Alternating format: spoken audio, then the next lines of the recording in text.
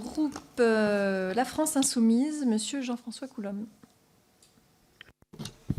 Merci Madame la Présidente, Madame la rapporteure. Par cette loi, vous proposez d'introduire dans le Code civil un principe posé par la jurisprudence depuis des dizaines d'années en responsabilité civile, les troubles anormaux du voisinage.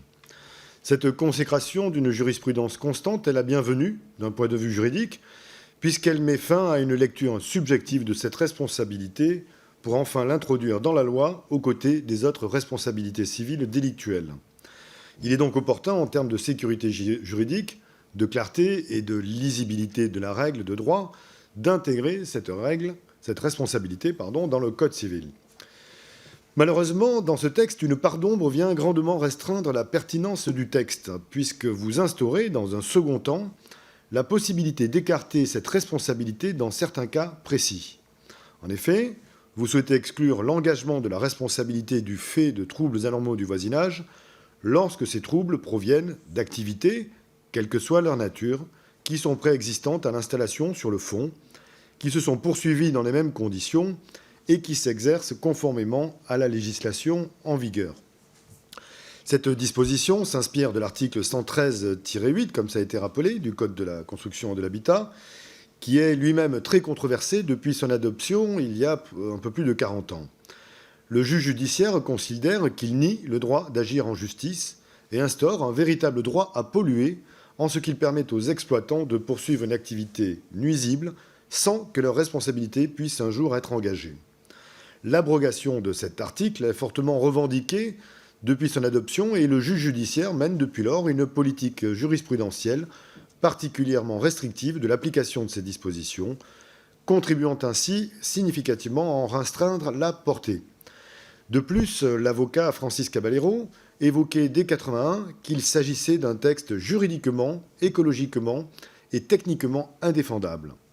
Plus récemment, dans la 4e édition de leur traité de droit civil, publié en 2017, les auteurs considèrent que ce texte établit vis-à-vis du premier occupant une sorte de servitude légale de pollution et qu'il tente à pérenniser les situations nuisibles à l'environnement.